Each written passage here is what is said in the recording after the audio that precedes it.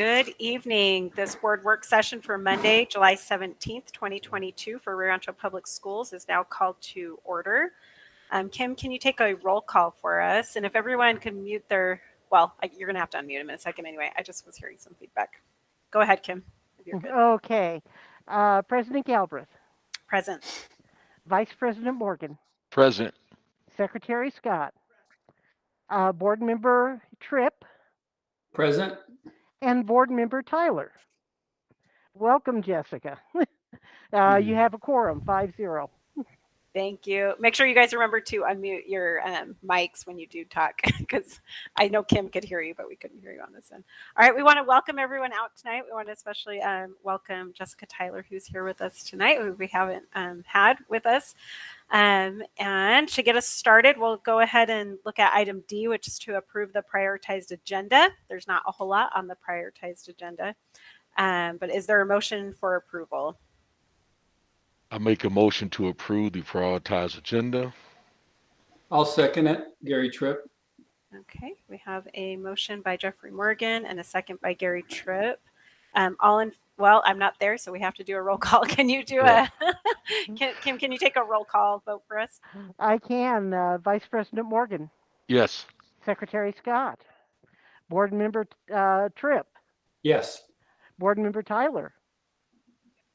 And President Galbraith. Yes. 5-0.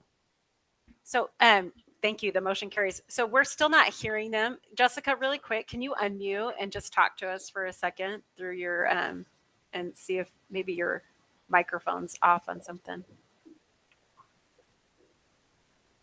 See if we can hear you when you, or even Noreen. Noreen, will you say hi real quick? Unmute yourself.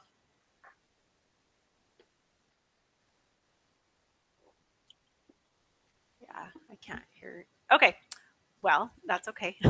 Hopefully, if Tyler can work on that so we can hear them over virtually if they have questions as we go forward, but we'll go ahead and start our board work session. So we're going to talk about the Cognia accreditation process. Thank you. So we have Dr. Cleveland, who will be presenting, Carl Leppelman, our Chief Academic Officer, Janet Chanel, our Elementary School Improvement Officer, Suzanne Nguyen, our Executive Director of Federal Bilingual and Native American Programs, will all be presenting tonight. So I will leave it to you. Yeah, before you start, Okay. Can I check and make sure we're back? Because I know the network dropped out for a second here, which may have been part of the problem. Okay. So you've got me? Mm-hmm. Okay, that's good news. Thank you. Sorry about that. Go ahead, Carl.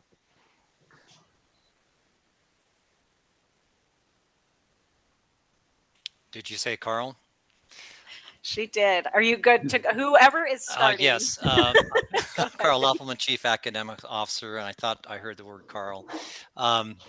Welcome, and we really thank you for taking a second board workshop. Board members to really take the time to look at Cognia, and we really thank you for the time today. Typically, we would be in person where we might have more interactive opportunities, but I think tonight we could do that. And I think I'd like to turn over to Dr. Cleveland, may say a few words prior to us beginning our slide deck. Okay, good evening. I will keep my comments very short because we're now about 10 minutes behind. So I'm going to try to turn it over pretty quickly to the team. One of the things that I would want to say absolutely is if you look at the attendees on your computer, you will see the list of folks who have worked on this process. And it has been a tremendous undertaking. And Carl has worked really hard organizing the team. Suzanne has put in a lot of team, everyone on that list. So I can just go down really quickly. Happy Miller is here, and Happy has worked a lot. Janet Chanel, Jerry Reeder, Joy Morales. Let's see, Suzanne has taken a huge role in this, and Todd. So I just wanted you to know who the people were that have just given a lot of time to this. This, as you know, is a very important endeavor. This accreditation effort does not, we don't take it lightly, and a lot of time and effort has gone into it. There are really several purposes for it. The most important purpose is the improving our school district. continuous improvement. How can we look at what we're doing, reinforce the things we're doing better, reinforce things we're doing well, and then look at the things that we need to do better. And it is a very comprehensive set of standards, and that's what the team will be looking at. They'll be looking at the standards, and they'll be seeing how well we do on those standards, and we have to show them evidence that supports our work in that area. And I think we have a lot of really good things to show and to share. They've had a difficult time getting a team during COVID, getting a team to even come and work with us. But they finally have worked that issue through, and we are. I think as you go through the process, you will see it was very, very comprehensive, and it really will be now the foundation for our strategic planning that will begin next year. So we will take all this information, and it's not a one and done kind of thing. This will be the information and the feedback report that will help guide us in terms of our future strategic planning. So it's really important to the district. The board's role is very important in this process, and they will spend time talking to the board, and we want to be sure you're comfortable. We've answered any of your questions, and that you kind of have an idea of what the expectations will be for board members. So I'm now going to turn it over to Carl to begin the presentation, and then we'll come back and answer any questions for the end that you might most have. I can't talk today. I think it's because I've been on a rush for so many days, but we will try to answer your questions, and we really do want you to raise any concerns that you might have, any areas that you're not comfortable with, and we'll do our very best to help and support that. Again, I want to just end by saying this team has done, in my opinion, just fabulous work, and I think you will see that through the presentation. Carl, it's yours. Thank you, Dr. Cleveland. If you see the first word there, it says the word improve, and we are a can-do district. We've always been a district looking at improving, not just being mediocre, but actually exceeding the standards, not only across the state, but across the Southwest, and we want to continue to do that. Jana is going to drive tonight the slide deck, and we're going to do this together. So next slide, please. So really, we have four major objectives tonight. It's really just to go back and look at the understanding of that system accreditation, what it is. We're going to make it brief tonight because we are behind a little bit of time. Sort of understand that Cognia interview process and schedule, making sure you feel comfortable with that schedule, what's going to happen during that time. I think a little refresher concept is really to go backwards and move forward a little bit, and then share and discuss the evidence that is aligned with the standards related to your role as a board. So our agenda really follows those same objectives. That would be that framework and review for accreditation, the process, and then a closer look at domains and relevant standards. You had an opportunity just to get a taste of those. Well, tonight we'd like to give you a little more in-depth look at those, and Jana will be doing that, and get your feedback. Really hear what you need to support you, and then next steps. This is a slide, by the way, you saw before, and I think Dr. Cleveland talked to that very well, so I won't go into it too much. But I do think that continuous improvement, the COVID has sort of shifted a little bit. It feels like we're reacting instead of being proactive. But I think it's time for us to go back and look at our strategic plan, what we've accomplished, and then use this process to actually move forward. So you're probably saying why? So what are the benefits? And I think I put this slide together really for the benefit of the new board members. It tends to be a sign of quality to parents and business community. So when you meet these standards, it tells the community that we're really a district that's measured against these nationally recognized set of standards, which is number 2. And then it really provides that process and data to use to support school needs. So we've talked to schools about this. We really want to hear from you. We want to hear from your stakeholders so we can do a better job of supporting your needs. And then again, what are those best practices at all levels of the organization we need to capture and replicate and continue to do? And align our, went the other direction, and align our key goals, metrics, and expectations for continuous improvement. So we use a board, have high standards, and we need to be working on those same metrics to say, how are we moving along in terms of our student achievement, our social emotional well-being of our students, our staff, our community as a whole.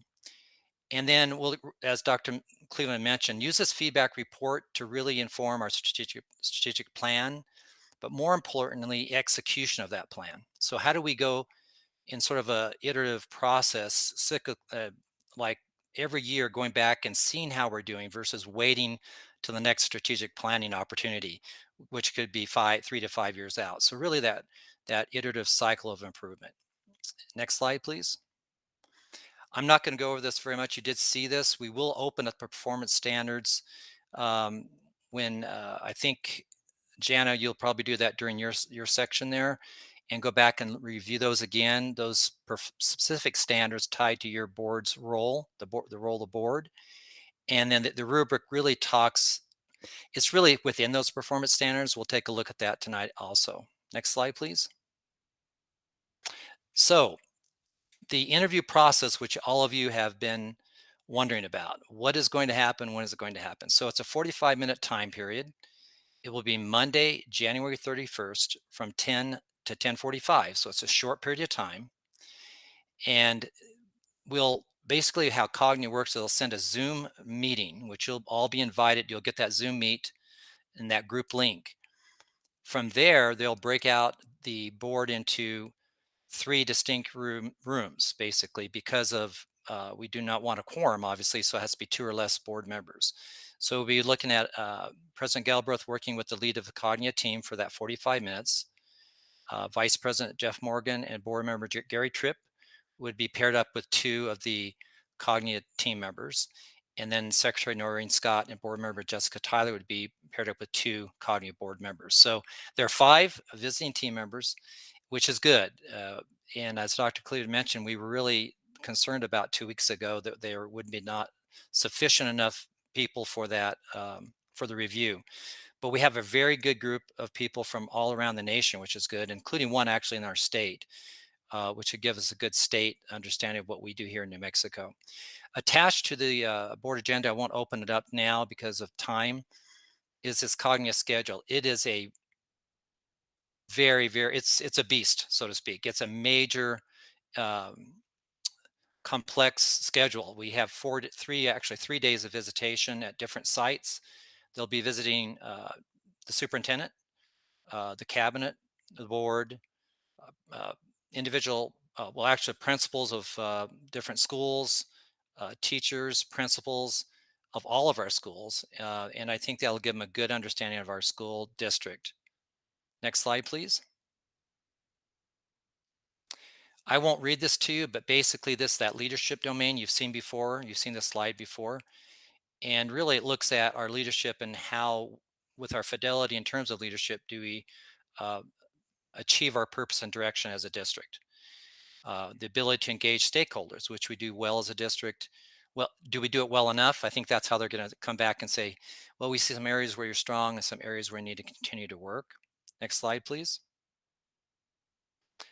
Okay, this is where it gets very, I don't know if you can see that very well, but we thought we'd be in that training room and you'd see a large screen that we could actually start working with you here in teams. But I'll turn it over to Jana to talk a little bit about what we did here to try to give you more information so you feel more comfortable as a board. Jana? Good evening, President Galbraith and members of the board, Dr. Cleveland. So we took the feedback I can't hear you. Thank you. You can't hear me? I can hear you, Jana. So okay. I don't know. Carl, can you hear me? Carl, I think something's wrong with Carl's. Okay. So we took the feedback that you guys shared with us when we met a couple months ago and looked at opportunities. Jana, I'm having problems hearing you. Can anyone else hear her? Yeah, we can hear her. Yeah. Okay, it's me then. Thanks. So we looked at the standards. Originally, we had given you 3 standards to consider and to come up with some evidence, and we collected all the Post-its that you guys had shared. And then as we went back and looked at the leadership domain, we found 4 other standards paired with the artifacts that you shared, where the board has had an impact in our district's continuous improvement process. We just gave you a few on this list here. We didn't include everything that's in the workspace where we've uploaded all of our evidence, but you can see behind the examples, there are standards that are tied to them. So some of the ones to highlight based on the information that you guys shared, when we look at the federal emergency broadband benefit for families when we were moving to virtual learning, that was something that was part of a decision, was presented to the school board that we worked on during the COVID crisis. The tech plan for virtual learning, you can see always the code of ethics and policies. You guys are involved in all of that. Stakeholder surveys, there was a lot of that, not only during COVID, but always every year that information is shared with you. And then decisions that are made are based on that feedback from our families and from our community and our students. There were several board presentations that we included in our workshop data. If you remember a couple years ago, every school presented to the board their continuous improvement process, the goals they were focusing on and what they were doing at their school site. And I know there was a lot of really good questions from the board for our schools to think about and consider. So you were engaged in that process with the New Mexico Dash plans. And then always adopting the curriculum and sharing that information with you and your approval of that curriculum. And that is what we implement in our schools. And that's what we look at for continuous improvement. So we did add 4 standards to that. And again, this is just a few of the examples that we collected based on the information that you shared for the leadership domain.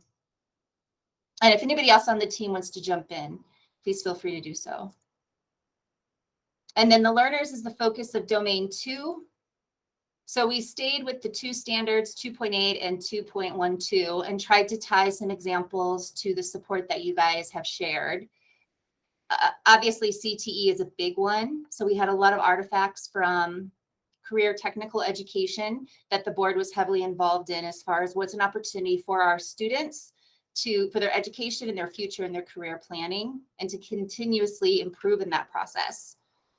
We implemented recently the foundational skills for elementary students, and that was approved by the board.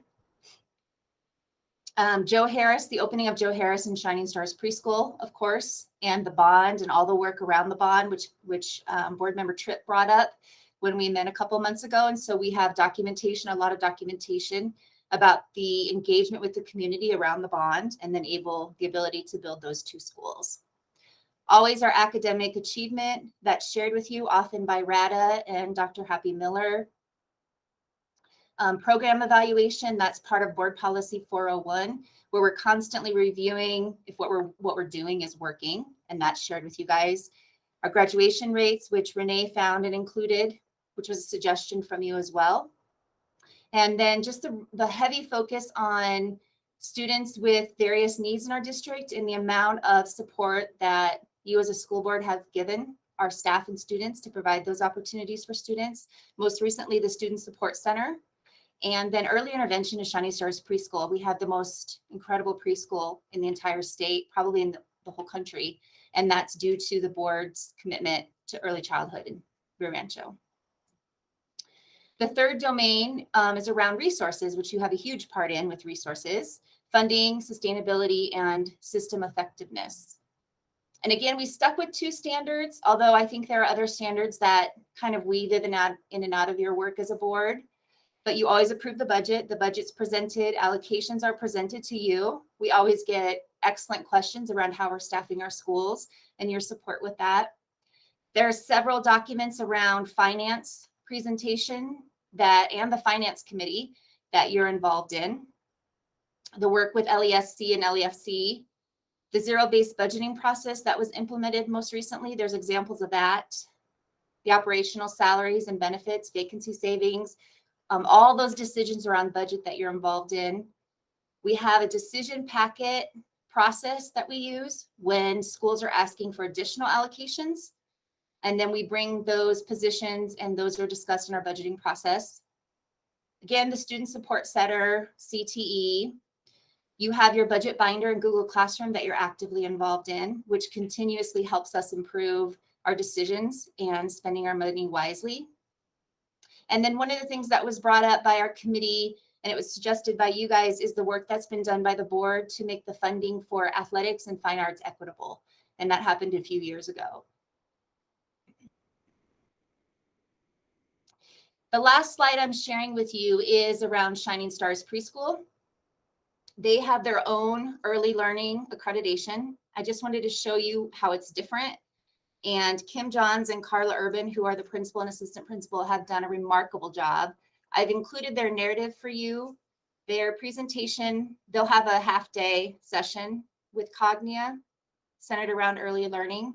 So they're still working on their presentation, but if you know Kim, she's trying to narrow it down to 45 minutes because she has a lot that she wants to share about Shining Stars.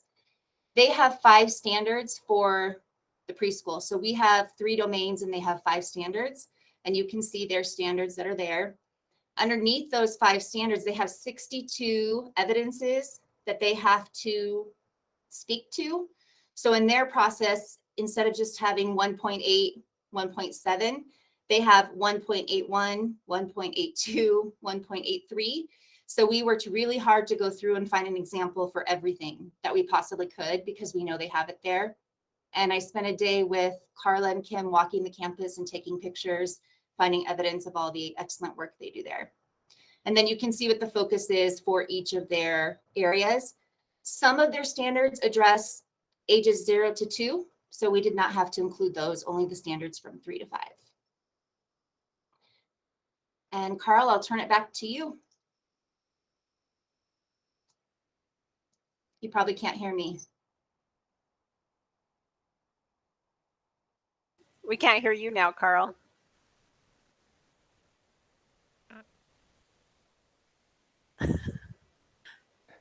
Carl, are you muted? Can you hear He's- one of us? He's not. He's. I think his headset might be having issues. Testing. There it is. There it is. Yeah, I think the wire on my headset, I need to buy a more expensive headset, I think, or unplug it. Is it working now? It is. You're good. Okay, if it goes off, just tell me and I'll unplug it and go to another, do my settings. And anyway, before we go there, Janet, what I think we might want to do for the board, and if we were there, I was hoping we'd open the performance standards and then really look at domain 1. It looks like we have a little bit of time. We could do that. And I think we left copies for the board, and there we are. We have Kim right there right now with some copies. To make this a little more interactive, look, you did give us good feedback at the last workshop, but it seemed a little rushed. You didn't have a time really had any conversation. And tonight we're not going to have that ability to have conversation much as a group. But if you look at what we shared with you in terms of some of the evidence, it's an amazing amount of evidence. And let me explain something about this visit. The visit really is more about getting information during interviews. And tonight really is to have you think about how we do these things, how we address, for example, the purpose statement and the beliefs about teaching and learning as a group. If you go down a little bit here, some of those are really key to the board. Can you keep going down to 1 point? Those certainly are critical. The governing authority establishes and ensures, sorry about that, adherence to policies that are designed to support system effectiveness. So if you remember the slide that Jana had there, where we identified some of the documents in the workspace, we identified those key policies that you as a board are responsible for. So I think being aware of those policies are a good thing prior to the conversation. But not everything is in the workspace. It's how you update policies may be a good example. And that policy is there. I think, which one is that? There it is, 204. So there, within that policy is a clear process. So they probably be asking you, how do you update those policies and make sure they're up to date in terms of statute, those types of things. So that's the kinds of questions you would anticipate from maybe the committee. So if you want to look at if you want to have a conversation about it as a board, those specific things, take maybe a minute to do that, or if you have questions related to that. Madam President, I have a question or a suggestion. Go ahead. Yeah, Jana, could you possibly, and I think I know most of these, but could you add a little bit to this where we all know what, for example, RADA stands for? So RADA, Board Report Systems Data Overview. So maybe spell out what those acronyms, I think if I remember right, the acronyms are, just give us a little bit more direction. And then my question was, being a part of some of these in the past, I was wondering, was there anything we're working on currently to show evidence that we're already working, that we do some self-evaluation ourselves as a board or as different groups? So Carl made a good point earlier that we're always trying to improve. Well, we are improving it, or we're striving to improve in these areas. So maybe there's things we're already working on that we want the cognitive group to realize. So maybe they're not adding more to our plate. Well, Madam President, board members, one of the things that I struggle with is the prior board really put a lot of energy into studying themselves and working on policy and those kinds of things. Since we've all been elected, that has not really been, there hasn't been time for that. We've been in the middle of COVID. So it might be good for staff to kind of let us know what was done in those prior years when they had a little bit more time to look at policy. And if someone were to ask me about policy, I have to admit I would say that that staff brings forward the policy and we approve it. We really haven't been ourselves making up the policy. Is that accurate? Yeah, I think it would be important first, Noreen, to look at that policy 204 where it talks about policy development. And I think we've seen it both ways, where as a board, there have been a couple policies that we've brought. I know Catherine in the past did, and I went and talked to Carl about one of our policies with CTE and such. And so I think there are times where the board does, but we have an amazing staff who's continuously going through it. There's certain state statutes that come up. And so the staff, Dr. Cleveland makes sure that the staff is always staying up to date with those things. And so there's kind of checks and balances, I think, that happen there where we make sure that's happening, that, we know what the new state laws are and we make sure that those are coming out in our meetings, which I think also happened during COVID as well. So a lot of our updates and such, as we review it, a lot of those updates come because there are things that we have to put in there and such. Carl, what would you add to that? Well, that's absolutely the case. One would be statute that changes. Certainly we have statutes, every legislative session changes, and then we come back and we obviously adjust that based on those statutes. That may be something in the past, Dr. Cleveland, we did have a cycle where we took sections of policies and update them. Go ahead and talk to that, because I think you were about ready to mention that. Now, I can read your mind. Really, under the state guidelines, the board should review its policies every year. But the book is quite enormous. And so, to your point, we've kind of had a process by which we would go through them and review them. And the previous board did spend, to Noreen Scott's point, a lot of time going through that whole book. But what drives it is exactly what Board President Galbraith has said. It is board wishes, changes that board members want to see made in policies, maybe related to, dress code, whatever. And the second is those changes that are required by statute. When they legislate new things, new policies have to come up. And then the third, which I think they'll be very interested in, are the policy changes that we see as a need to improve our district and to respond to the needs of our district, our constituents, and our students. So it's really all of those. But there is generally a process by which staff and Lauren work together to try to draft that into language. And then the board reviews it, and there has to be 2 readings. There has to be a first reading of the board, and gives you a chance to hear it and then some time to think about it. And then the second reading is when it's acted on, and that's when it becomes officially policy for the district. So that's an important process to know. How that works is the first readings, second readings, and it could come And in rare occasions, but it has happened, in rare occasions, board policy changes have come from the community, where people have wanted to see a change in something, and they have brought that to the board for the board's consideration. Some cases the board has changed a policy, in some cases they have not. But staff with Lauren actually do most of the actual drafting, and the board's role is to see if we captured what changes you wanted, and then if you are okay with those changes, and as the governing body. I don't think, I think what they're going to be, that would be one of the questions I'll be talking about is really, and you have, that policy is really detailed on how you update and review policies. So I think that just being familiar with those policies is a good thing. Another question they might ask here under leadership is, how do you develop yourself as a board member? What are the requirements under that training, which would actually be under what, policy 203. So being familiar with that, National Mexico School Board Association, those kinds of things.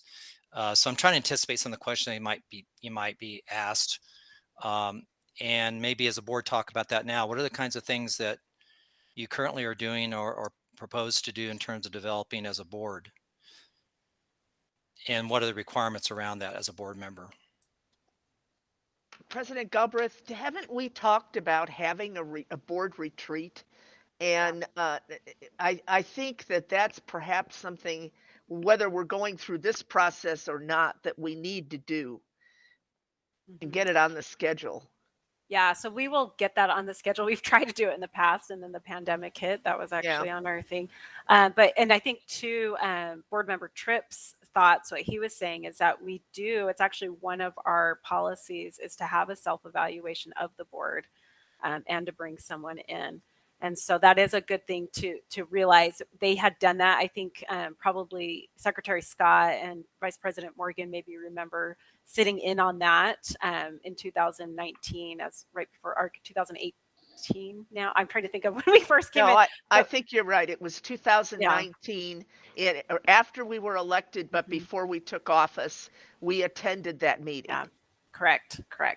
And so that is part of our policies. And I think it is important. We can put that on there. And I definitely think that we will be having one of those here in the next couple of months. So we can use that as, we are going to do self-evaluation. That's part of our policy.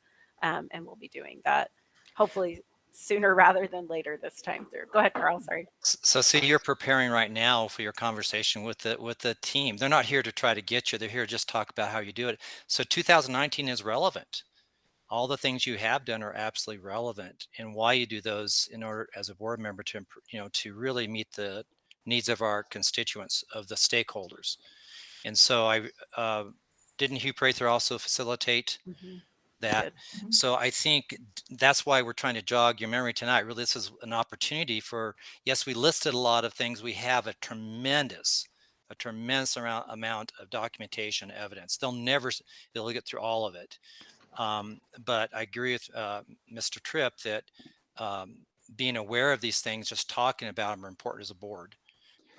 Not just for this purpose going forward. Go ahead, Gary. Yeah, or Mr. Or Tripp. Madam President Carl or Dr. Cleveland, maybe, and I don't know if Jessica would be in the same position, but could somebody speak a little bit to the board's role and leadership as to the virtual, hybrid, and in-person learning, how we tried our best from a board perspective, what the board was working on so we're ready for the 31st. So what was kind of how did the board deal with that leadership on the going through all these things during the pandemic, if I may ask that question? This is Noreen Scott. We leaned heavily on Dr. Cleveland, but the reality was that she came to us and said that she felt that if we could, we needed to make a valiant effort to keep K through 5 in person. And even though we had to follow state guidelines, she made every effort to at least keep that piece in person. I think I'd be interested in hearing how other people viewed that. Yeah, well, I would say, and I see Dr. Cleveland's on too, but and I'll have her speak to it too, but there was a time when Dr. Cleveland and I spoke, and then it came to the board too, where we put surveys out to our district in regards to a lot of things. And so I think that's one thing. We also had a chance to pivot kind of in the middle of the year, and that came to the board as well. To talk about that and discuss, and they gave us different options on how we wanted to pivot. And if you remember, they changed after all those conversations and all the great work that the district did. We did pivot and changed, and we saw a really good change within our district. But that was something that came to the board, and we all discussed it. There was a lot of options given to us as a board on different ways that we could do the learning. We probably have that slideshow even somewhere if maybe some of the new board members want to take a look at it, so you could just see the different options that we looked at during the pandemic. So Dr. Cleveland, I'll give you a second. Well, I think you've covered it nicely. As these situations came up, we kept trying very hard to give the board options to look at. Which option? Here are the options. Here's the pros. Here's the cons. And the board spent a lot of time studying all of that information. And there was a lot of good discussion between the staff and the board about what would be the outcomes and what would be the unintended outcomes if we chose option 1, 2, or 3, A, B, or C. And it was, I thought, really good conversation because the community had a chance to kind of see what we were looking at and what the outcomes might be for it. I think though the most solid piece, after all was said and done, everybody had different views and different opinions. And once the board made a decision, the board and the administration stayed together, rock solid through the effort. And I don't know how we would have managed, how we would have survived had we not done that. So regardless of our own individual opinions about certain parts of that, I think we came very close to consensus. And I think we stayed very closely together and supported each other through that. And I think if we had not, it would have been a very difficult situation. It was a difficult situation, but it was a manageable one. And so it's, and really in terms of the board member trip, there was a tremendous amount of time and effort that went into studying all of the data and the information that we had, the numbers. We brought in consultants, and we brought in one of the top people from Presbyterian to give the board a really good feeling for what the outcomes might look like if we didn't take certain action. And so I would say if there's been several times in the district's history, we have a really collaborative leadership between the board and the administration. The board, of course, making the final decisions. I think this was a really good example of it because I think we worked very hard to keep each other informed.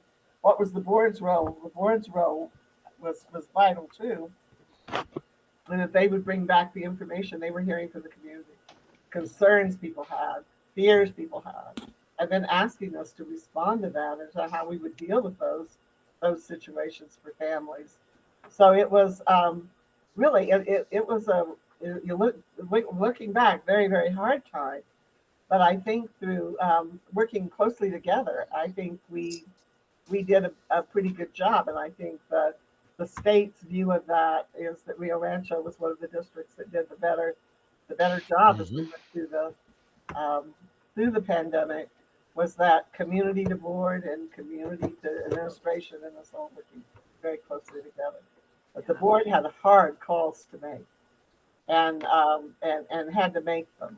And I think that the fact that we all stayed solid behind one another was good.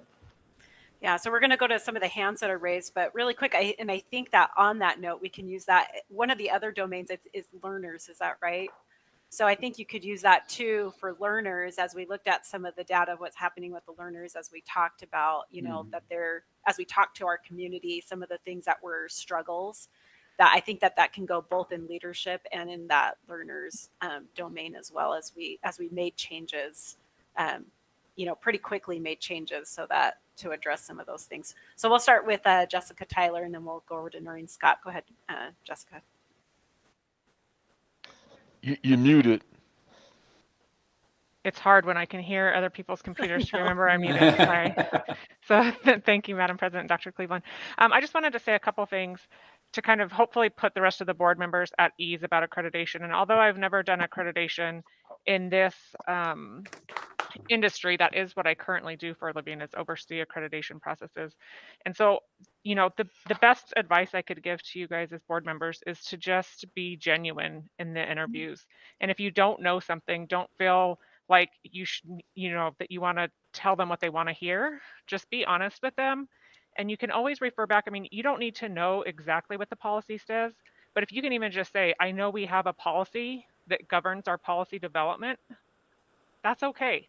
So don't don't get, I guess, too worked up about the interview. Just be yourself. It's not an I gotcha process. It is to see where we can improve. And they're not going to expect anybody, you know, whether it's an administrator or a student, a teacher, or us, to memorize policies and rattle those off to them. It's going to be more so, you know, they're going to have already looked that we have the policy, and they're going to have looked at the evidence.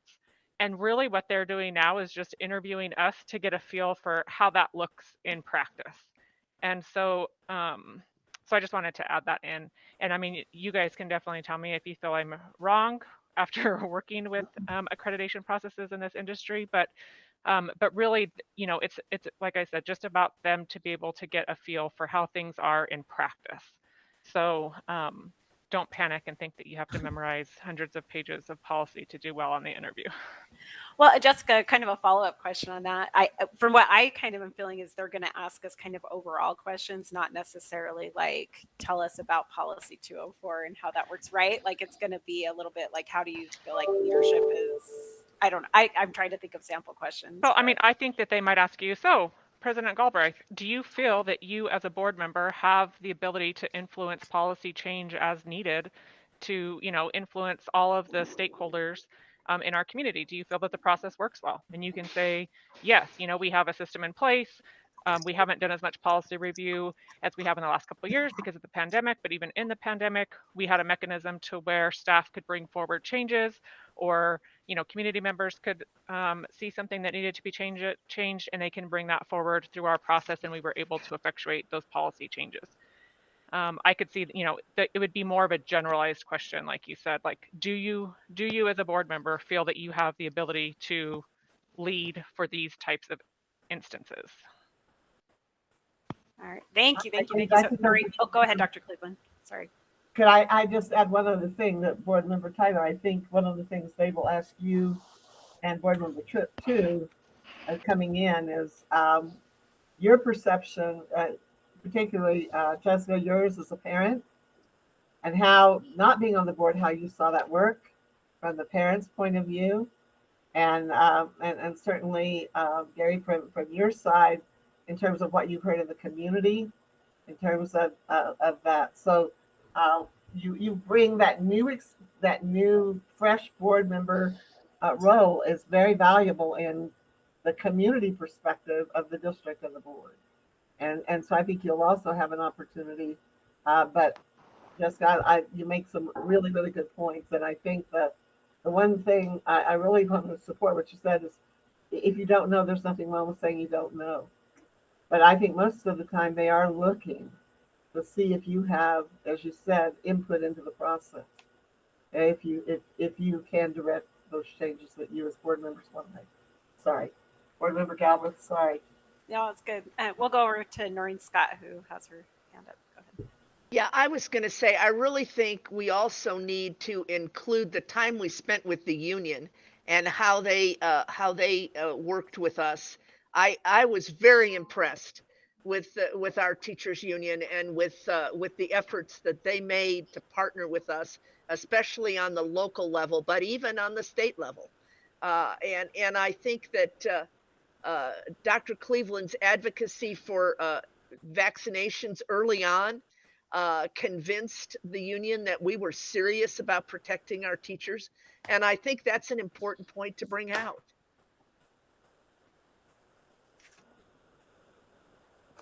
We have had this over a long time, and Gary, I guess I would kind of direct this to you.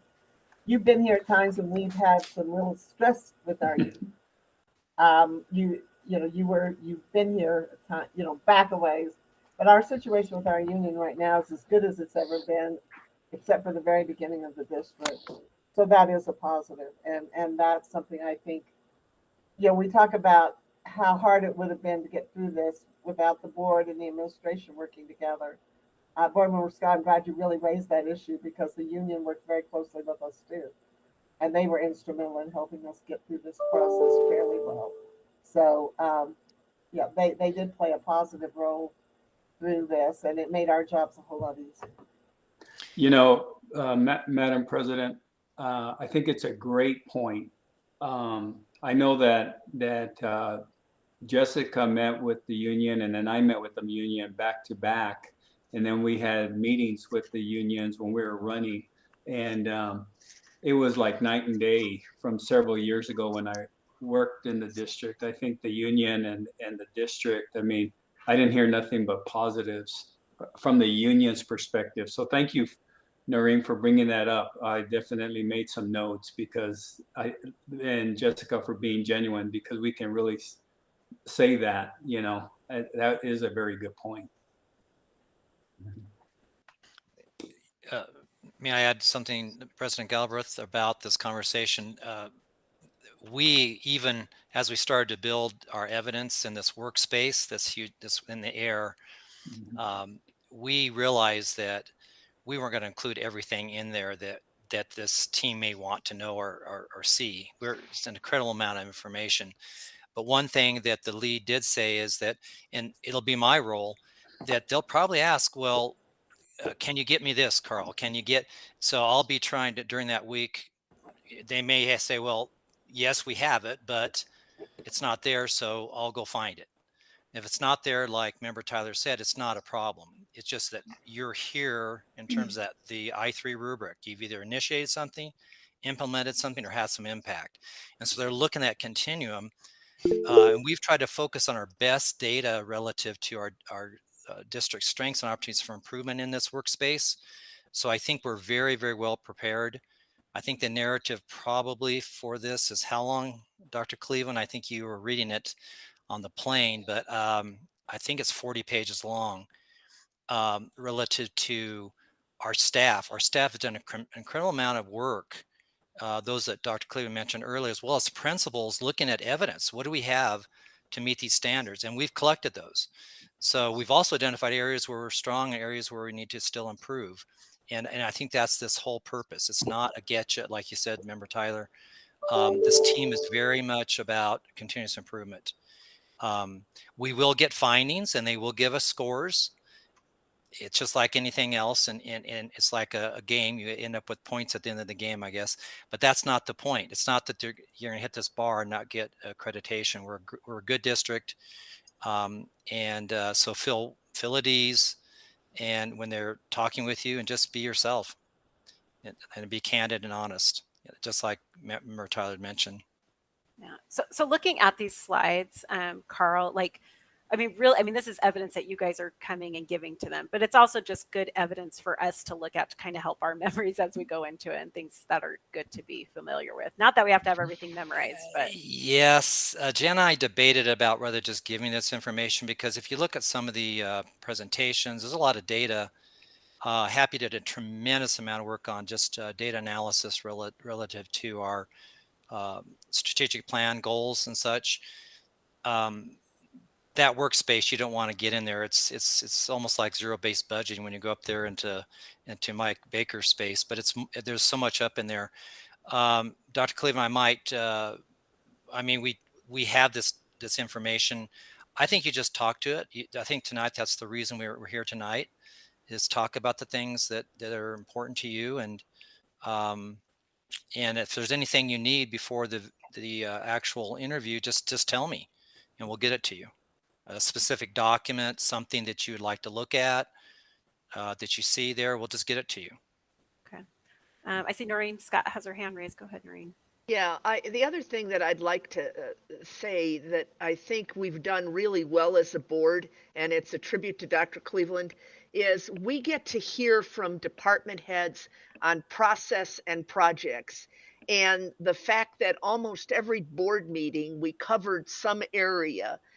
And so I think our communication And the fact that Dr. Cleveland highlights different successes throughout the school district, and allows us as a board to hear from the folks who are in the trenches doing the work.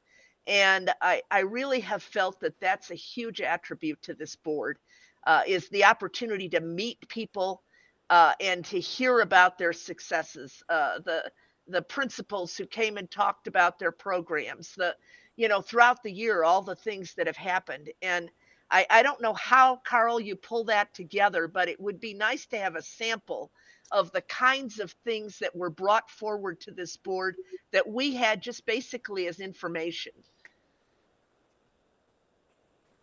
I think Dr. Cleveland That's likes to. Oh, go ahead. well, Carl. and Secretary Scott, we do have a lot of that in the workspace, but that's a great point. Working with Kim, it's amazing the amount of information that came forward to you as a board, not only from us, but also the community, and how you responded to all the needs. So I don't know how I would do that, but if there's something you need, Secretary Scott will get it to you for sure. I'm certain that information's in the board presentations and the board book. Yeah, and maybe just some samplings of things, but I love that part of our board meeting when we get to hear what's actually happening.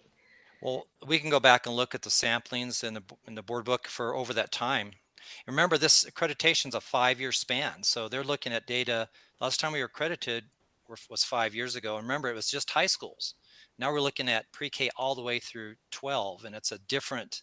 So each school has its own data in its own space up in Cognia. So go ahead. I'm sorry. Yeah. The other thing I'd like to mention before I let somebody else speak is that the trips we took to the various schools to take a look at the programs when we've had a chance to do that, I think that's been a real highlight as well. So I see Dr. Cleveland's on, but really quick, like just as my fear of giving you guys too much, I think we as a board too could go back and look through the board meetings. I believe our 2 new board members too have access to all of the board meetings for the last a lot of years, because I know I do. I think those are all available too, so we can easily kind of go look at those things too. But yeah, if you guys maybe could pull some together for us, and then. But I don't want you guys to have to go through the last 5 years, okay? Please don't go through and feel like you have to pull everything out for us, okay? Dr. Cleveland, go ahead, and then we'll go to some of the questions. You pretty much said what I was going to say. Is what the easy thing to do would be just to pull the agendas. Yeah, Make sure all exactly. the agendas are available, and they can see. And I try always to look, as we all do, critically. If I looked at that, would that be good or bad? And I think on the good is. We've covered a lot of different things, so the board has had an opportunity to hear about a lot of things. And that's been a conscious plan to try to cover departments and all of that. The one area where I'm thinking, I wonder if they'll raise some questions about is the balance between the business items and the teaching and learning. And one of the things I think the last few years, in the last couple of years in particular through the pandemic, we ended up more and more on the operational issues and less time sometimes for the teaching and learning piece. And I think that might be one they might ask us about. And I think we would just have to say that in many cases, the operational issues were so pressing at the time that we did have to step back a little bit. But in terms of the future, that's not what we plan to do, nor is that what we've done in the past. But just having those board agendas, I think, will be a very helpful thing. They can see what the board has had an opportunity to hear the presentations and all of that. So we can simply make that available to them so they can review those agendas. Okay, board member Jessica Tyler. Sorry, I think board member Morgan had his hand up first, but I just wanted to quickly say, just as maybe a suggestion, is that, remember too, we only have 45 minutes with them. So maybe pick kind of your top 2 favorite things that you've done. So board member Scott, even, you just talking about the fact that you get to hear from staff doing presentations, and that way you get to hear it from them themselves, and then touring the facilities. That would be 2 great, high points just to talk about of kind of your favorite things. And then also maybe talk about an area where you think we need improvement, because I think they'll also want to hear from us about, maybe what are our concerns or what are our priorities as far as things that we can maybe take something from a standard from where we're just initiating it to actually making an impact. And so, if each board member just has a handful of things that you can talk about, what your favorite or your most impactful things that you think that you've done as a board member, and then areas where maybe you want to improve, because again, they're going to ask us probably 10 questions, and there's going to be multiple board members in each interview, and we only have 45 minutes. So maybe not think about getting too far in the weeds, because again, they have those proofs of compliance or those pieces of evidence for the specifics. And so maybe talk more generally, but have just an example or two to talk about. Good thoughts. Vice President Morgan, your hand's not still raised, so I didn't know. I didn't know. I was pretty much just going to, we were asking Carl to look at some examples, and I was just going to refer, just like Dr. Cleveland said, just go back to the agendas. I mean, we've had all kind of things that has taken place just within the last 2 years. Matter of fact, I'm like you, Amanda. You don't need to go back 5 years. If you just go back the last 2 years, there's been enough on the agendas in itself to talk about what we've done and some things that we've gotten accomplished. So that was going to be my recommendation to Carl. Man, just do the last couple of years, and that's enough. Yeah. Well, and I think on that too, one of my favorite things is when Happy Miller comes in and she shows us all of the statistics and just everything that's going on, and we can really see where students are and what's Oh, yeah. happening. I always love those presentations too. So, and that goes with Rada Gary Tripp that you were asking about earlier, who she gives us all that great information. And we're So still waiting on that definition. it is, I can't remember, it is Happy's on. She could tell us, remind us of it's. Research, accountability, and data analysis. There you go. Yep. Yeah, we almost created a glossary for them for Cognia, but we wanted them to give us a glossary from the other end. Yeah, I actually think about all the acronyms that I've learned. There, she Happy wrote it up there for us. Dr. Miller wrote it up for us. I Yeah, think I had the wrong order. I think about all the acronyms I've learned in the last 2 years. Oh, It's boy. pretty impressive, I think, from where I started. So, other questions or insights, and just at least from the board right now, and then we can go back. Dana, I'm just wondering where we are. Do we need to move on? Are we going to hit our time? And I'm worried about, are we going to get through? Do we have? Yeah, we're fine. I think if there are any You still have- questions, the last one really was Okay, I just wanted to be sure. yeah, But I think we're fine. I think just any questions you might have. And my question is, how can we support you? I think everyone seems to feel the level of concerns down a little bit. I don't know if it's ever up. I do know that I want to say one thing, that the lead has, Dr. Cleveland and I have spoken with the lead about the conditions out here on the field, on the ground, kind of understanding, because they're not really familiar, some of them, with how it looks like right in a school. But a couple of them are more aware of it, and they're very aware that we're having a hard time staffing and all the conditions around COVID and what that implication has had for continuous improvement. But just think how much we have improved despite all of the challenges we as a community have pulled together, and they're going to see that. So, and our principals have done a tremendous job, really working with their communities. So we're right here, and everything's been uploaded as of last week. We're ready for the visit, and if there's anything we can do between then and now, the team's ready to will respond to any needs you have. So we're done for this evening, unless you have questions. I think Dr. Cleveland's phone is vibrating. I just wanted to be sure. Could we ask the board if there are any concerns any one of you have individually about the visit or your role or I think you're well prepared, and I think we're fine to go. We just wanted to be absolutely sure that you are comfortable. You don't have any additional questions, or I do think that I want to just build on something that Carl just said. I think we have to really emphasize to them how different things have been in our district the last 2 years. And so many changes had to be made. And I, had that conversation with them in a couple of meetings I've been in, and kind of reminding them that the standards are important and they are what we work, it drives our work. But on the other hand is that we had to survive this year, at last 2 years, and they sometimes don't have a clue how hard it really was in schools. And so they kind of get lost in the minutia of it all, and don't really understand what a challenge it was to accomplish some of those standards, given that the climate that we went through. But I think most of you have a pretty good feel for that, and so we just wanted to be sure.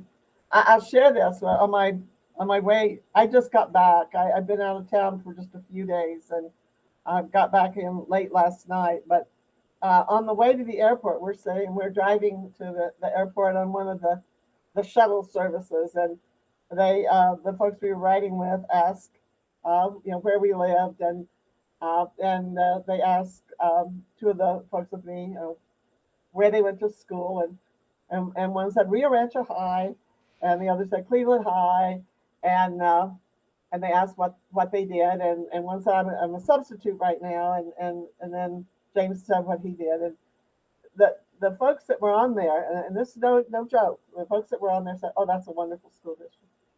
We wish we lived there.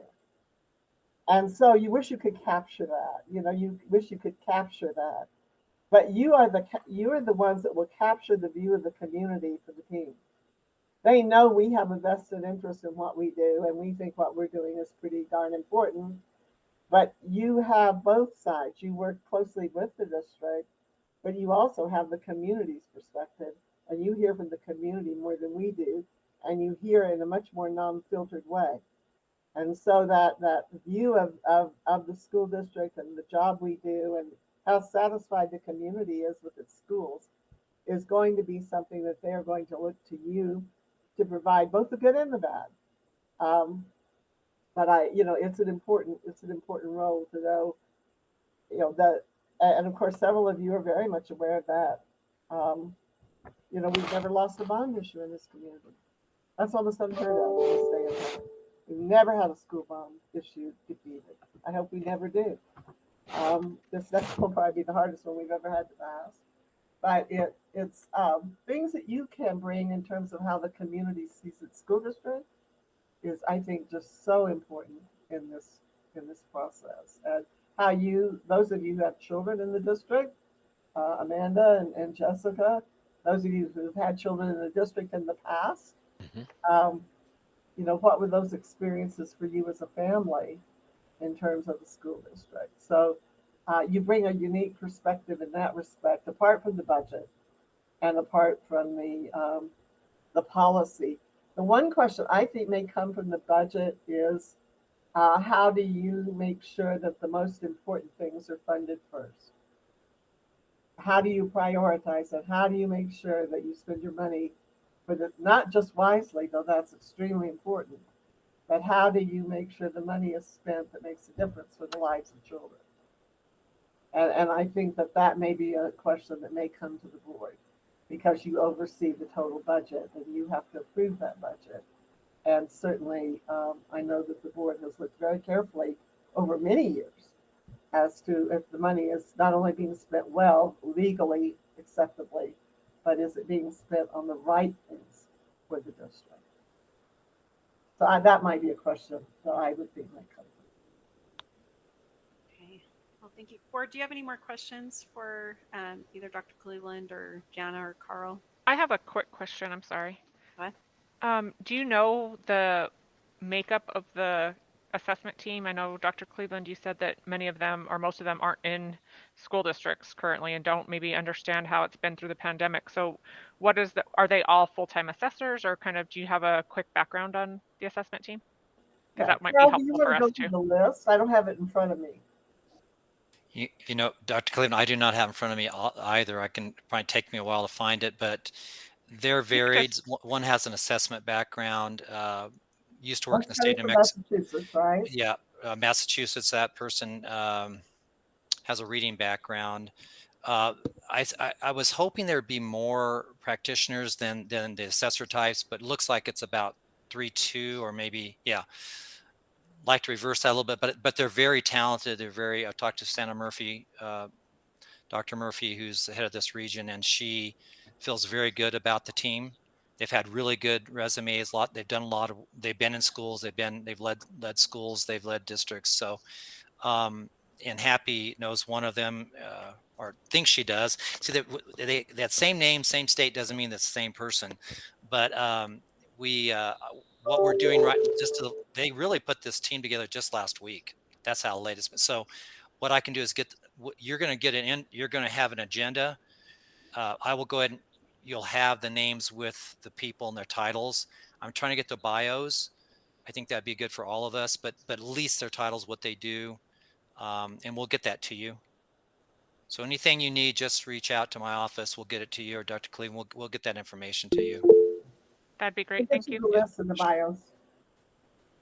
But the concern, as Carl said, our concern was they not all be Cognia people who haven't been in school districts for a long time. And we wanted some people who are coming right out of school districts right now. But the problem has been, and we have actually approached some, Carl did, and they just couldn't leave their districts right now. The timing was not good in the situation. They didn't feel they could definitely do that. So I think we may be a little heavy on the Cognia side of it.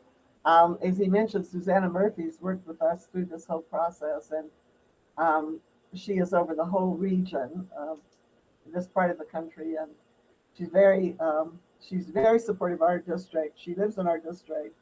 Her son is a graduate of Rio Rancho High, was our star quarterback for Rio Rancho High many years ago, and but a top flight student all around. And she has always had a real loyalty to this district, and so I think that, and I feel very confident that she put a good team together for us. I think she would do the very best she could. I just wish we had more practitioners, more people who have actually been through the pandemic in a school or a classroom. But it's what it is. We are lucky to have a team. As of less than a month ago, we didn't even have a team, which is unheard of. So. Okay. We have Noreen Scott. You had a question? Yeah, I just wanted to confirm that these meetings will be virtual. Yes, everything is. Absolutely. Okay. Yes, Secretary right. Scott. And Carol McDowell will be getting that Zoom link to you. Actually, they send the Zoom link and they handle actually all of that, but she's putting the schedule together, but she's going to basically send it out to everybody to make sure it's there. So you'll come to the main room and then they'll break you out. You'll break out at that point in time. Okay. All right. Thank you. Okay. Any other questions? Anything else from you, Dr. Cleveland, that you want to add before we adjourn? Thanks, Carl and Jana, for doing the presentation.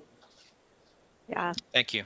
Yeah, I do want to say thank you. I honestly feel so much better from the last time. So thank you both for just kind of going over that again. I think too, just kind of after looking at it the first time and then just looking at it one more time and kind of having a chance to talk about it with you all and with the board has been really, really helpful. So thank you very, very much. Anything either from you, Carl, or from Jana before we adjourn? I think it's good. Okay. All right. So I will see you all in just a little bit. We're going to adjourn this meeting and our board meeting will be at 6 o'clock. Thank you all.